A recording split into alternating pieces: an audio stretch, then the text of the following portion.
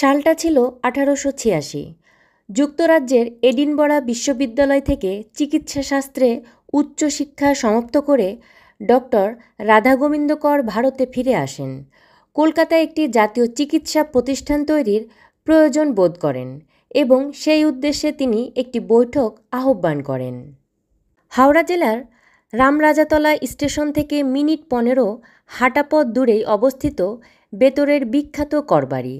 1850 সালের 23 অগস্ট এই বাড়িতে জন্ম হয়েছিল রাধা গোবিন্দ করের। বাবা দুর্গাদাস করও ছিলেন একজন কৃতী পুরুষ, জড়িয়েছিলেন চিকিৎসা শাস্ত্রের সঙ্গেই। কলকাতা মেডিকেল কলেজের ভার্নাকুলার বিভাগের অধ্যাপকও ছিলেন। বাংলা ভাষায় চিকিৎসা শাস্ত্রের কিছু বইও রচনা করেছিলেন তিনি। সেই সঙ্গে ঢাকায় মিডফোর্ড হাসপাতাল নামে একটি হাসপাতালের প্রতিষ্ঠাও করেছিলেন তিনি। প্রথমে কলকাতার হেয়ার স্কুল, তারপর হিন্দু স্কুলে পড়াশোনা করেছিলেন রাধা গোবিন্দ। তারপর তার বাবা চেয়েছিলেন ছেলে যেন চিকিৎসক হয়। প্রায় জোর করে কলকাতা মেডিকেল কলেজের প্রবেশিকা পরীক্ষায় বসান রাধা গোবিন্দকে। পাশ করে ডাক্তারি পড়া শুরু করেছিলেন তিনি। বাবা দুর্গাদাস তার সুবিধার জন্য শ্যামবাজারে একটি নতুন বাড়িও তৈরি করেছিলেন। রাধা গোবিন্দ কর হেয়ার স্কুল থেকে প্রবেশিকা পরীক্ষায় পাশ করার পর চিকিৎসা বিজ্ঞানের পাঠ গ্রহণের জন্য কলকাতা মেডিকেল কলেজে ভর্তি হলেও নানা কারণে 1 বছর পরে কলেজ ত্যাগ করেন। তিনি 1880 খ্রিস্টাব্দে পুনরায় কলকাতা মেডিকেল কলেজে ভর্তি হন ও 1883 খ্রিস্টাব্দে উচ্চশিক্ষার্থে ইংল্যান্ডে যান। ডাক্তার রাধা গোবিন্দ করের বাবা শুধু চিকিৎসকই ছিলেন না, তিনি ছিলেন একজন নাট্যকার ও গীতিকার। 1855 সালে দুর্গাদাস স্বর্ণ শৃঙ্খল নাটক রচনা করেন। পরের বছর এটি বরিশালের আধুনিক মঞ্চে প্রথম মঞ্চস্থ হয়। 1863 সালে নাটকটি ঢাকা থেকে গ্রন্থাগারে প্রকাশিত হয় এবং ওই বছর বরিশালে পুনরায় মঞ্চস্থ হয়। দুর্গাদাস কর গানও রচনা করতেন। তার একটি গান দীনবন্ধু মিত্রের বিয়ে পাগলা বুড়ো নাটকে ব্যবহার করা হয়। এর প্রথম 2টি চরণ হল এলো চুলে বেনে বউ আলতা দিয়ে পায়, নোলক নাকে কলসি কাকে জল আনতে যায়। গানটি তিনি নাটকের জন্যই রচনা করেছিলেন। বাংলা পৌরাণিক নাটকেও দুর্গাদাস ভক্তিরসের প্রয়োগ ঘটান। গান ও নাটক রচনার পাশাপাশি তিনি আয়ুর্বেদ শাস্ত্র বিষয়ক গ্রন্থও রচনা করেন। তৎকালীন সময়ে ব্রিটিশ সরকারের অধীনে সরকারি প্রতিষ্ঠান থেকে পৃথক একটি মেডিকেল কলেজ স্থাপনের সিদ্ধান্ত নেওয়া হয়। একটি বৈঠকও ডাকা হয়। সেখানে অংশগ্রহণ করলেন doctor Mahendranath Banerjee, doctor Akshay Kumar Dutta, doctor Bipin Bihari মৈত্রের মতো সব নামী চিকিৎসকেরা। এই সিদ্ধান্ত থেকে বৈঠকখানা বাজার রোডে কলকাতা স্কুল অফ মেডিকেল প্রতিষ্ঠিত হয় এবং শীঘ্রই তা বউবাজার স্ট্রিটে স্থানান্তরিত হয়। ডক্টর জগবন্ধু বসু এই প্রতিষ্ঠানের প্রথম সভাপতি এবং ডক্টর রাধা গোবিন্দ কর প্রথম সম্পাদক নির্বাচিত হন।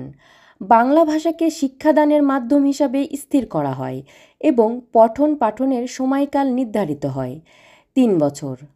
1887 সালের অগাস্ট মাসে এই স্কুলের নাম পরিবর্তন করে ক্যালকাটা মেডিকেল স্কুল রাখা হয়। স্কুল কর্তৃপক্ষ তাদের তহবিল থেকে 8,000 টাকা খরচ করে ধীরে ধীরে বক্তৃতাগৃহ, রোগবিদ্যা ও ভেষজের মিউজিয়াম, সব ব্যবচ্ছেদের ঘর, গ্রন্থাগার ও বহির্বিভাগীয় অনাবাসিক চিকিৎসা বিভাগ তৈরি করেন। সব ব্যবচ্ছেদের জন্য মৃতদেহ প্রথমে কলকাতা মেডিকেল কলেজ থেকে সংগৃহীত হয়। 1897 সালে আবার স্থান পরিবর্তন। কলকাতা বিশ্ববিদ্যালয়ের বিজ্ঞান কলেজের পাশে আপার সার্কুলার রোডে স্থানান্তরিত হয়। প্রথমে সামান্য কয়েকজন শিক্ষক এবং মাত্র 8 জন ছাত্র নিয়ে শুরু হয় স্কুলের পঠন পাঠন। 1899 সালে এই ছাত্র সংখ্যা বেড়ে দাঁড়ায় 260 জন।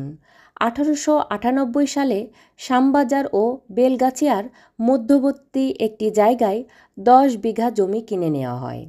এখানে 70,000 টাকা খরচ করে 30 বেডের একটি একতলা হাসপাতাল ভবন নির্মাণ করা হয়। 1904 সাল যৌথভাবে কাজ শুরু করার পরিকল্পনা নিলেন কর্তৃপক্ষ।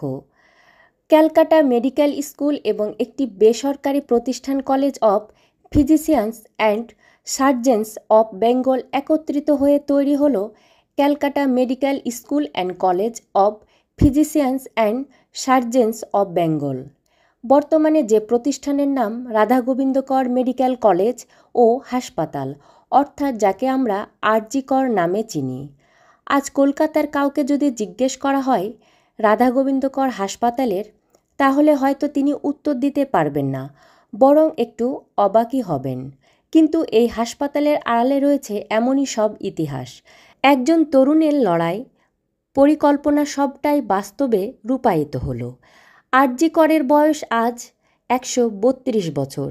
একটা প্রতিষ্ঠান গড়ে ওঠার ইতিহাসটা জানলে নিশ্চিত একবার দেওয়ালের গায়ে হাত রাখতে ইচ্ছা করবে আপনারও।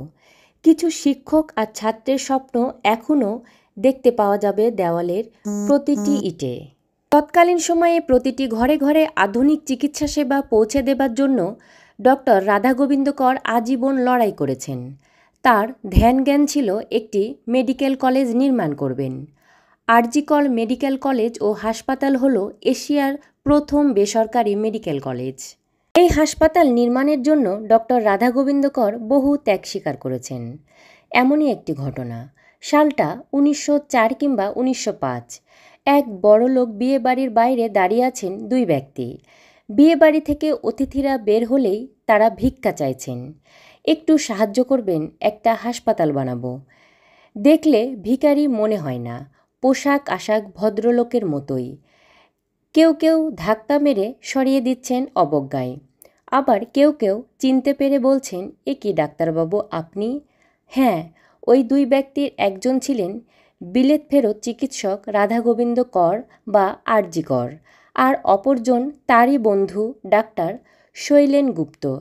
এভাবেই ইংরেজদের তৈরি হাসপাতালের বাইরে কলকাতায় একটি দেশি হাসপাতাল তৈরির জন্য অর্থ সংগ্রহ করেছিলেন তিনি। তৈরি হয়েছিল আরজি কর মেডিকেল কলেজ হাসপাতাল। এক জঘন্য ঘটনার জন্য দেশ বিদেশের মানুষের চোখ এখন